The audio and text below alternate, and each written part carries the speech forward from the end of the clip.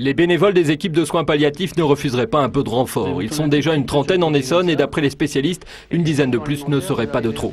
Mais il est difficile de trouver des volontaires. Capable d'empathie et d'écoute, le bénévole doit savoir gérer ses émotions pour ne pas être débordé par les confidences qu'il recevra du malade et de la famille.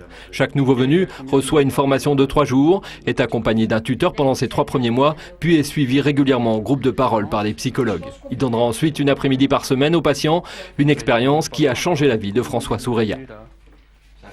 Ça m'a appris à écouter déjà, c'est pas une chose qui est très naturelle. Et puis ça m'a surtout appris à ne pas avoir de projet et à ne pas porter de jugement, si vous voulez, sur les gens. Véritable cheville ouvrière des unités de soins palliatifs, les bénévoles jouent pleinement leur rôle d'intermédiaire entre les équipes médicales et les proches du patient, quand la mort bouleverse un grand nombre de familles en même temps, dans un même service hospitalier.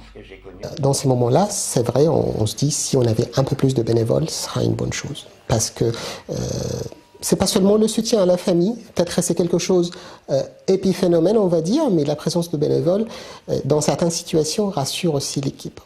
Pour sensibiliser à la vie et parfois à la grâce qui règne dans les unités de soins palliatifs, une exposition de photographies noir et blanc retrace actuellement, au centre commercial des Franciades à Massy, la tendresse qui peut entourer la mort.